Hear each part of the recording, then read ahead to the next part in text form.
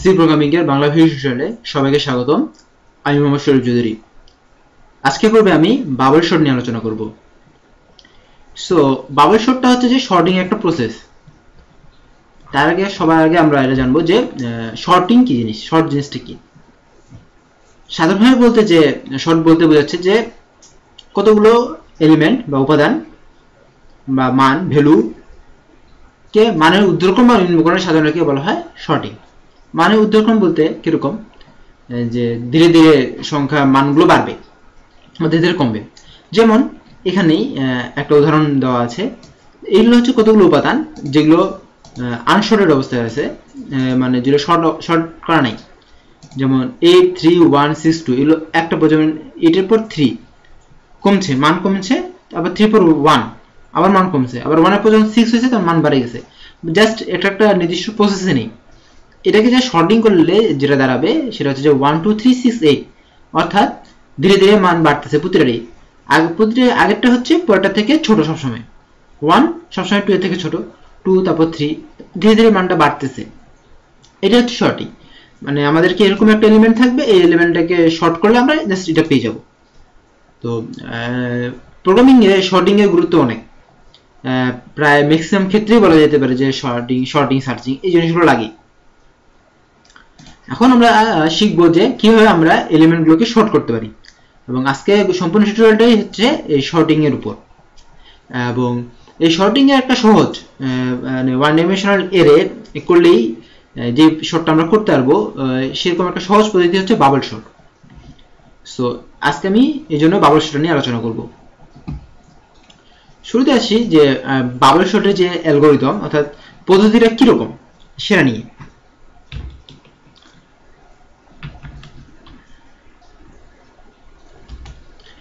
Bubble short কিন্তু খুব একটা কঠিন প্রসেস না, খুব একটা সহজ প্রসেস আছে। যেমন আমি যদি 8 3 1 6 2 এই জিনিসগুলোকে শর্টিং করতে চাই, তাহলে সেই শর্টটা কিভাবে করব?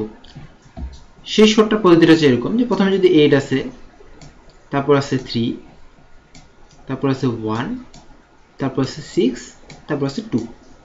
এখন আমরা যখন শর্টিং করব, আমাদের শর্টিং এর জন্য মানে সহজভাবে করলে যেটা হচ্ছে যে দুরকম ভাবে করতে পারি। একটা হচ্ছে যে শুরুর দিকে আমার কাজটা হবে যে সব থেকে ছোট উপাদানটা সবার প্রথমে নিয়ে আসবো।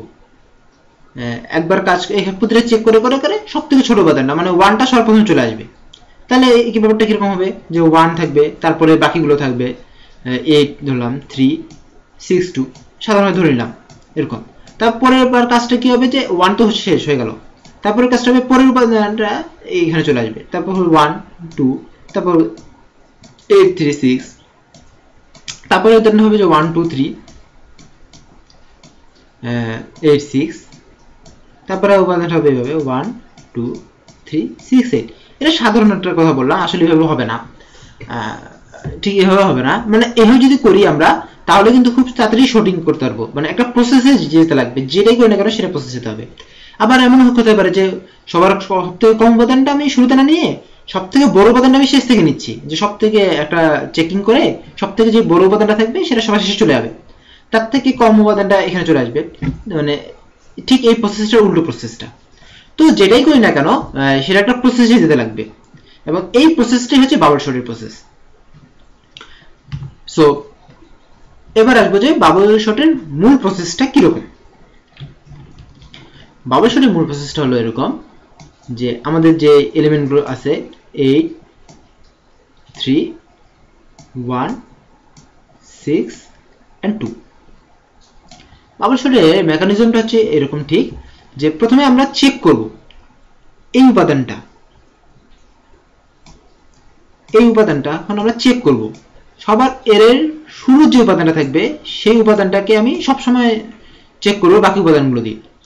যখনই ছোট পাবো তখনই ইন্টারচেঞ্জ করে ফেলবো। ইন্টারচেঞ্জ করলে কি হবে, সবার প্রথম উপাদানটা সবসময় ছোট থাকবে। কিরকম, ফার্স্ট আমাদের যে কাজটা হবে যে এটা চেক করবে তার নেক্সট এলিমেন্টের সাথে, অর্থাৎ প্রথমে চেক করবে 8 3 সাথে চেক করবে।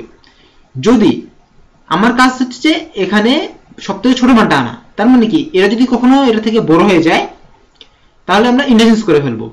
অর্থাৎ এখানে দেখা যাচ্ছে যে 8 আর 3 মধ্যে 8 বড়, কিন্তু আমাকে এখানে আনতে হবে কমটা। সো এখানে আমাদেরকে ইন্টারচেঞ্জটা করতে হবে। অর্থাৎ যখনই আমার প্রথম এই এলিমেন্টটা বড় হয়ে যাবে, যে এটা চেক করতেছি সেই এলিমেন্টটা থেকে, তখনই আমাদেরকে ইন্টারচেঞ্জটা করতে হচ্ছে। সো এখন আমরা করব কি, এটাকে ইন্টারচেঞ্জ করে ফেলবো। ইন্টারচেঞ্জ করলে কি হচ্ছে যে মানটা দাঁড়াবে যে 3 8 1 6 2। এখন দেখা গেল যে এই দুটোর মধ্যে কি হলো যে সবথেকে ছোট উপাদানটা এখানে চলে আসলো। সো আমার কিন্তু ফার্স্ট ধাপে সেকেন্ড এলিমেন্টের সঙ্গে চেক করা শেষ হয়ে গেছে। এবার কাজটা আমি থার্ড এলিমেন্টের সঙ্গে চেক করব। থার্ড এলিমেন্টের সঙ্গে আমি যখন চেক করব, তো এটা চেক করবে থার্ড এলিমেন্টের সঙ্গে। আবারও দেখা যাচ্ছে যে 3 বড় 1 এর থেকে, 3 1 এর থেকে বড়। সো আমাদের কাজটা হচ্ছে যেহেতু যে ওইখানে সবথেকে কম মানে না, সো সেই ক্ষেত্রে এখানেও ইন্টারচেঞ্জ করতে হবে। ইন্টারচেঞ্জ করলে কি হবে, ঠিক 1 এখানে চলে আসবে, 3 এখানে চলে আসবে, মাঝখানে 8 যেখানে ছিল 8 6 and 2 ঠিকই থাকবে। এবার কাজটা কি, তারপরের উপাদানটার সঙ্গে চেক করা, অর্থাৎ 6 এর সঙ্গে চেক করা। এবার 1 চেক করবে 6 এর সাথে। দেখুন এখানে কিন্তু 1 ছোট 6 বড়, এই ক্ষেত্রে আমাদের ইন্টারচেঞ্জের কোনো দরকারই হচ্ছে না। যেহেতু ইন্টারচেঞ্জের কোনো দরকার হচ্ছে না, সেহেতু এই লাইনটা পুরোপুরিভাবেই অক্ষত থাকবে, তো কোনো প্রকার চেঞ্জ হবে না। সো এরকম ভাবে চলে আসলো। এবার দেখা যাক ব্যাপারটা কি হচ্ছে। পরের ধাপে কি হবে, যে 1 চেক করবে 2 এর সাথে, এবং সেম প্রসেসে যেহেতু 1 ছোট সেহেতু আর চেঞ্জ হবে না। তো মোটামুটি ভাবে যখন আমি ফার্স্ট বার চেক করে ফেলবো, এইভাবে একবার আমরা চেক করে ফেলবো, তখন সব থেকে ছোট উপাদানটা এখানে চলে আসবে। এবং এইটার ক্ষেত্রে ফার্স্ট বার পুরোপুরি একবার চেকের ক্ষেত্রে যে মানটা দাঁড়াবে, এরটা যেটা হবে সেটা হচ্ছে প্রথম এলিমেন্টটা হবে 1, পরের এলিমেন্টটা হবে 2, তারপর এলিমেন্টটা হবে 3, তারপর এলিমেন্টটা হবে 6, তারপর এলিমেন্ট হবে 2। কিন্তু আমাদের তো এটা শর্টিং হলো না, আমাদের কিন্তু একটা শর্টিং ডাটা চাই। এখন আমরা এই শর্টিং ডাটাটা পাবো কিভাবে? এই প্রসেসটা যেটা আমরা অ্যাপ্লাই করছি, সেই প্রসেসটা বারবার অ্যাপ্লাই করে শেষ পর্যন্ত অ্যাপ্লাই করলে পেয়ে যাব। কিভাবে? আমাদের 1 এর কাজ শেষ হয়ে গেছে, সো এবার আমরা 1টা বাদ দিয়ে দেবো। এবার কাজ করব 8 কে নিয়ে, দ্বিতীয় এলিমেন্ট নিয়ে। এবার 8 কাজ করবে, এইটা 3 এর মধ্যে ফার্স্ট চেকিংটা হবে। এটা 3 এর মধ্যে যখন ফার্স্ট চেকিংটা হবে, দেখা যাচ্ছে প্রথম এলিমেন্টটা বড়, পরের এলিমেন্টটা ছোট, সেটা এটা চেঞ্জ 1 1 এর জায়গায় ঠিকই থাকবে। এখন থেকে প্রতিটা লাইনে 1 1 এর জায়গায় ঠিকই থাকবে। এখন কাজটা হচ্ছে যে এটা 3 এর মধ্যে যখন ইন্টারচেঞ্জটা হবে, তখন কি হবে, সেকেন্ড এলিমেন্ট হয়ে যাবে 3, থার্ড এলিমেন্ট হয়ে যাবে 8, তারপর হবে 6, তারপরটা হবে 2। এটার সঙ্গে চেক করা হয়েছে। এবার এটা চেক করবে এটার সাথে। চেক করার ফলে কি হবে, ইন্টারচেঞ্জ হবে না, কোনো প্রকার ইন্টারচেঞ্জ হবে না। কারণ কি, প্রথম এলিমেন্টটা, এই এলিমেন্টটা হচ্ছে যে ছোট, এলিমেন্টটা বড়, এই এলিমেন্টটা বড় হলে তখন এই ইন্টারচেঞ্জ হবে। সো আগের ধাপে যেটা ছিল সেটাই থাকি যাবে।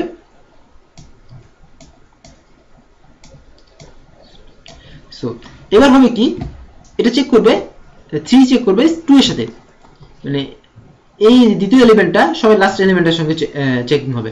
দেখা যাচ্ছে যে 3 বড় 2 ছোট, সেহেতু এই ক্ষেত্রে ইন্টারচেঞ্জটা হবে। তাহলে এখানে চলে আসবে 1 2 চলে আসবে, এবং এখানে চলে আসবে 3, মাঝখানে এলিমেন্টগুলো পুরোপুরি হবে আনচেঞ্জড, কোনো প্রকার চেঞ্জ হবে না। সো কি হলো, আমরা দুটো প্রায় শর্টের ডাটা পেয়ে গেলাম। এবার থার্ড প্রসেস তৃতীয়টাকে নিয়ে, তৃতীয়টা নিয়ে করলে কি হবে, 1 2 ঠিকই থাকবে, আবার 8 6 এই দুটো এবার কাজ করবে। 8 6 করলে কি ইন্টারচেঞ্জ হবে, 6 8 3 হয়ে যাবে। এবার চেক করবে কি, 6 চেক করবে 3 এর সাথে, তাহলে কি হয়ে যাবে 1 2 3 8 6। প্রথম তিনটে পেয়ে গেলাম। এবার শুধুমাত্র একটা মাত্র চেক, এটা চেক করলে আমাদেরকে যেটা দাঁড়াবে সেটা হচ্ছে 1 2 3 6 8। সো আমরা একটা ডাটা, সম্পূর্ণ ডাটা শর্ট পেয়ে গেলাম। সো এইরকম একটা গোটা প্রসেস অ্যাপ্লাই করে করেই আমরা কিন্তু ডাটাটাকে আমরা শর্ট করে ফেললাম। সো আমাদের কাজটা কিরকম হচ্ছে, যে এটা হচ্ছে মূল প্রসেস, যে আমি সবগুলো ডাটাকে চেক করব, এবং যেটা হবে সেটা ইন্টারচেঞ্জ হবে, এবং এই প্রসেসটাকে লাস্ট পর্যন্ত, সব শেষ পর্যন্ত চালাতে লাগবে। তো এখানে দুটো জিনিস দেখা যাচ্ছে, যে সব ক্ষেত্রে কি হচ্ছে, যে শুরু উপাদানটা আমরা যেটা দিয়ে শুরু করতেছি চেক করা, আমি যেটা দিয়ে চেক করা শুরু করতেছি, সেটা প্রথমেই কিন্তু এই উপাদানকে নিয়ে চেক করতেছে না, চেক করতেছে তার পরের উপাদানটাকে নিয়ে। সো এটা যদি i হয় তো এটা হচ্ছে যে i+1 থেকে শুরু করতেছে, তারপর i+2 i+3 i+4 এরকম জাস্ট ব্যাপারটা। এবং ধীরে ধীরে কিন্তু প্রথমে যখন আমরা এটা নিয়ে চেক করতেছি তারপর আবার কিন্তু এই i মানটা ইনক্রিজ হয়ে যাচ্ছে। কোডিং এর ক্ষেত্রে আসলে ঠিক বোঝা যাবে। আমরা ডাইরেক্টলি এখন কোডিং এ যাব। তো তার আগে গোটা ব্যাপারটা আরেকবার বলি যে আমাদের কাজটা হচ্ছে যে শুরু থেকেই চেক করে যাওয়া যে আমরা যে এলিমেন্টটা নিয়ে কাজ করতেছি, যত নাম্বার এলিমেন্টটা নিয়ে, সেই এলিমেন্টটার মান যখনই বাকি কোনো একটা এলিমেন্টের থেকে বড় হয়ে যাবে তখন ইন্টারচেঞ্জ করে ফেলবো ওই এলিমেন্টের সঙ্গে। যদি ইন্টারচেঞ্জ করে ফেলি তাহলে যে এলিমেন্টটা নিয়ে কাজ করতে সেই এলিমেন্টের মান সব থেকে ছোট চলে আসবে। ঠিক এই প্রসেসটা অ্যাপ্লাই করতে হবে। সো কোডিং এ চলে আসি। কোডিং এ আছে এখানে যেটা রয়েছে যে ইনপুট সিস্টেমের ব্যাপারটা এখানে আছে। তো আমি প্রথম ইনপুট সিস্টেমের ব্যাপারটা পরে শুরু করব। আমি একটা ইন্টিজার টাইপের অ্যারে ডিক্লেয়ার করে দিব। এখানে 5টা উপাদানের একটা অ্যারে আছে, তো a5 ডিক্লেয়ার করে দিলাম। ডিক্লেয়ার করে দিয়ে এই মানগুলো আমরা অ্যাসাইন করে দিচ্ছি 8, 3, 1, 6, 2 অ্যাসাইন করে দিলাম। সো লুপের জন্য আমরা নিব ইন্টিজার i, যে নিলাম। এবার আসবো, দেখুন প্রসেসটা কি ছিল যে প্রতিটাই মানে আমরা চেক করব। সো ফার্স্ট ক্ষেত্রে দেখা যাচ্ছে যে আমরা কি করলাম যে একটা ক্ষেত্রে a3 সঙ্গে চেক করতেছে, a চেক করছে 3 সাথে, তারপর আবার a চেক করছে 1 এর সাথে, a চেক করতেছে 6 এর সাথে, a চেক করতেছে 2 এর সাথে। সো এই ডাটাটা হচ্ছে ফিক্সড। সো আমরা একটা i এর মান ধরে নিলাম, যেটা যেই এলিমেন্ট নিয়ে কাজ করব সেটা i এর মান প্রথমে 0 হচ্ছে। তো যদি 0 হয়, আমরা যখন এই এলিমেন্ট নিয়ে কাজ করা শুরু করব তো ফার্স্ট আমরা চেকিং করব কি এর পরের উপাদান নিয়ে। যখন আমরা এই এলিমেন্ট নিয়ে কাজ করব তো ফার্স্ট চেকিং হবে তার পরের উপাদান নিয়ে। সো আমাদের কাজটা হচ্ছে পরের উপাদান নিয়ে শুরু করা। So 4 j = i + 1, i + 1, i less than, এবং এই চেকিংটা কি কতদূর হবে, শেষ পর্যন্ত হবে, 3 থেকে শুরু করে শেষ পর্যন্ত হবে। লেস দেন, এখানে ধরলাম যে আমরা n মানে কি, n মানে হচ্ছে 5।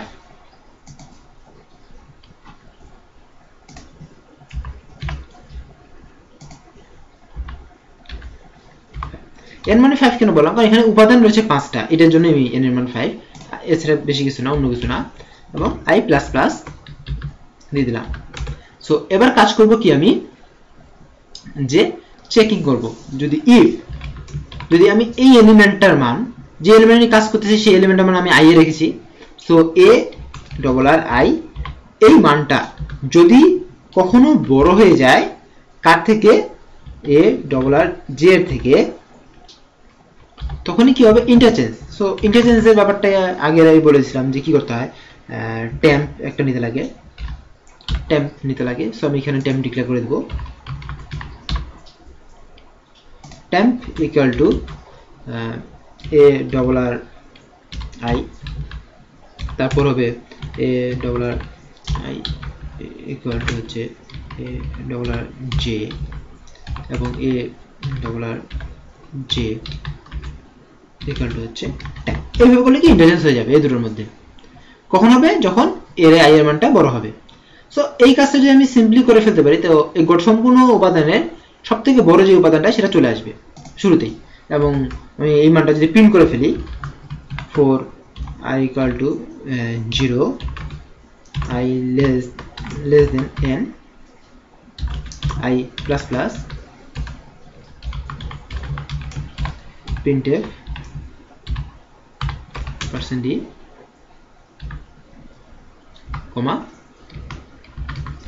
a_i। সো সেই ক্ষেত্রে আমরা দেখবো যে একটা শর্টিং, আমরা শর্টেড ডাটা পেয়ে যাব, এবং সেই শর্টেডটা হচ্ছে যে প্রথম উপাদানটা শর্টেড হবে। সো এটা যদি আমি রান করি, এখানে একটু সমস্যা, সরি, এখানে আমি হেডার ফাইল ডিক্লেয়ার করিনি।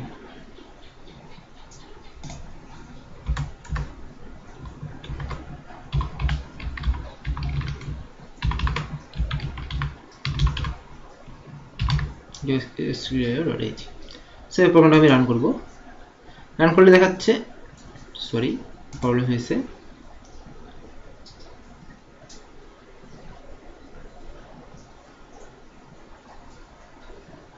এখানে যে হবে, সরি এখানে ভুল করে লিখে ফেলেছি, যে হবে যে সব থেকে ছোট উপাদানটা চলে আসলো। এই লুপটা যেহেতু জে আমি ভুল করে এখানে আই লিখে ফেলেছিলাম। সো সব থেকে প্রথম সঠিক উপাদানটা এখানে চলে আসলো এবং আমি যেটা বলেছিলাম ঠিক সেই উপাদানটা এসেছে। দেখুন এটির সঙ্গে প্রথমে 3 কম্পেয়ার করা হলো, তখন ইন্টারচেঞ্জটা হয়ে গেল, ডাটাটা হয়ে গেল 38162। তারপর যখন কম্পেয়ার করা হলো 3 সঙ্গে 1, তাহলে 1 সরি তখন 3 সঙ্গে 1, তখন কি হলো যে 18362 হয়ে গেল এবং পরবর্তীতে আর কখনোই 1 কে কেউ রিপ্লেস করতে পারবে না বলে এটাই চলে আসলো। হ্যাঁ যাক, সেটা নিয়ে আমাদের মাথা ব্যথা নেই। এখন কথাটা হচ্ছে যে এই চেকটা এতটুকু যেটা বুঝে গেল যে এই চেকটা হচ্ছে একবার চেক করার জন্য। সো পরের বার চেক করার জন্য কি করতে হবে, আই এর মানটা বাড়াতে হবে এবং দেখুন আই এর মানটা কিন্তু বাড়তে বাড়তে কত চলে আসবে, এটা হচ্ছে n-1, তাহলে n-2 পর্যন্ত আমাদেরকে চেক করতে হবে। এই পর্যন্ত চেক করলে কিন্তু আমাদের হয়ে যাবে, আমাদের কিন্তু এখান থেকে চেক করতে হচ্ছে না, কারণ এর পরবর্তী কোনো উপাদান নেই যেটা আমি চেক করব, এটা হচ্ছে কথা। সো আমি এখানে যদি i এর জন্য কাজটা করি, 4 i = 0, i less than n-1 i plus plus, এবং এই সম্পূর্ণ লুপের মধ্যে থাকবে এই সম্পূর্ণ লুপটা, তাহলেই কিন্তু আমরা একটা শর্টেড ডাটা পেয়ে যাব যে 1 2 3 6 8। কিভাবে হলো সেটা বুঝতে গেলে আপনাদেরকে প্রচুর পরিমাণে মাথা খাটাতে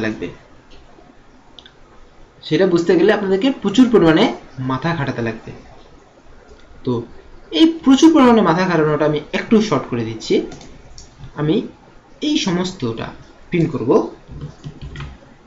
জাস্ট ইন্টারচেঞ্জ করার পরে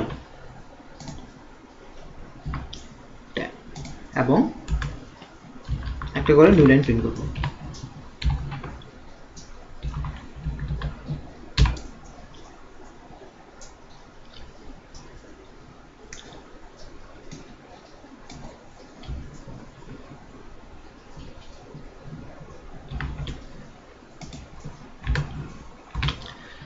সো এবার যদি আমি এটাকে রান করি, সো আমি গোটা প্রসেসটা দেখতে পাবো।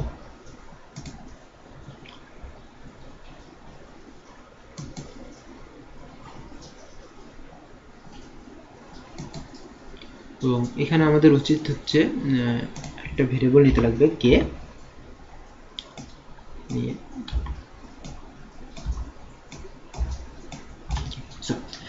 এবার যদি আমি রান করি, সো দেখতে পাবো যে ঠিক কিভাবে ইন্টারচেঞ্জ গুলো হয়েছে, এবং এটা যদি আমি আপনাকে এখন বুঝিয়ে ফেলতে পারি, সো সেই ক্ষেত্রে এই প্রোগ্রামটা বুঝতে কোনো সমস্যা হবে না।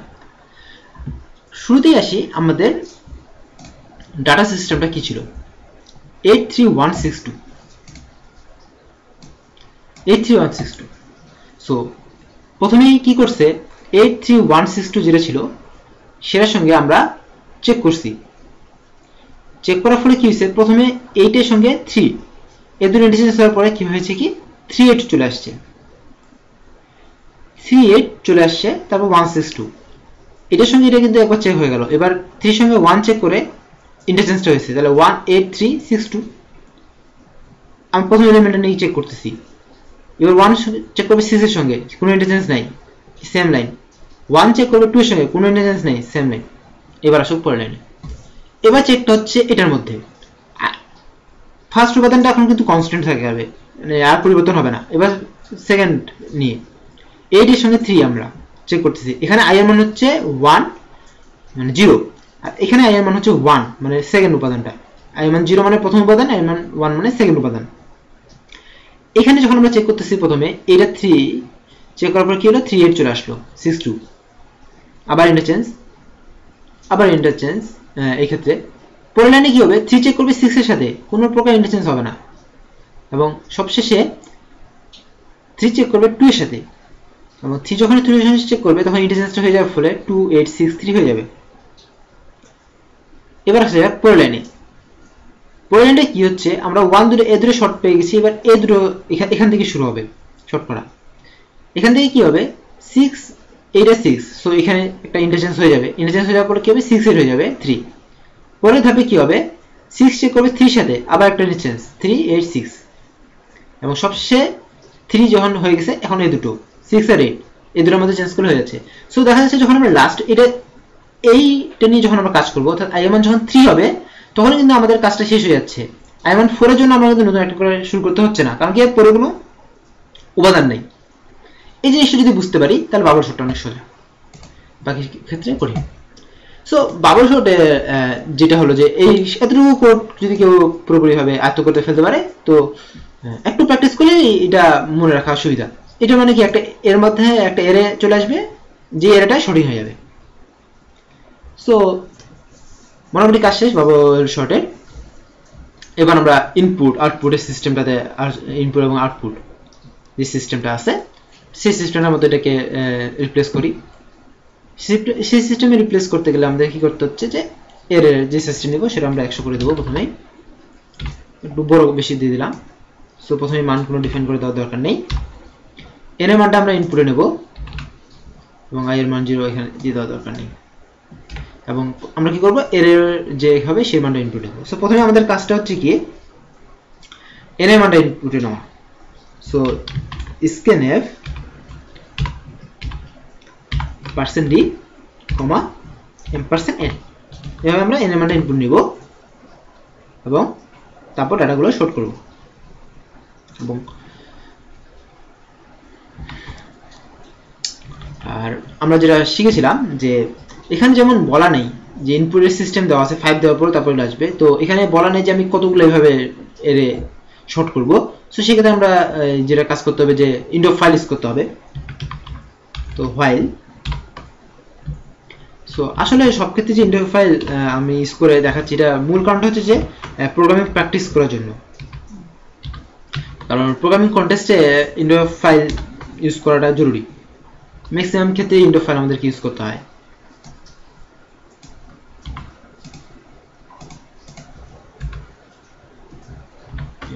এবং এখানে আমরা এই প্রিন্টএফ গুলো সরিয়ে ফেলবো।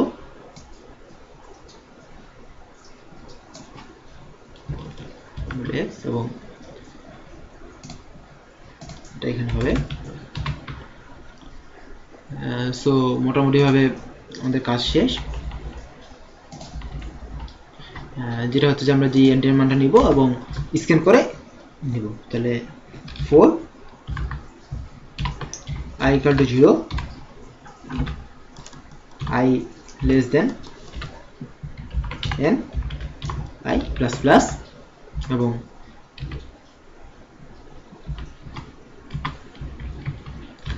scanf %d, m% a double r চলে আসছে। সো এই কাজটা করলেই আমরা স্ক্যান করে নেওয়া হয়ে যাবে এবং মোটামুটি ভাবে সব কাজ ফুলফিল, সমস্যা হওয়ার কথা না। এখানে আমি i এর মানটা যেহেতু এখানে কাজ শেষ, আবার এখান থেকে শুরু করতে পারবো, কোনো অসুবিধা হবে না।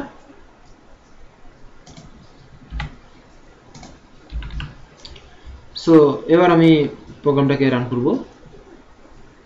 আশা করি এরর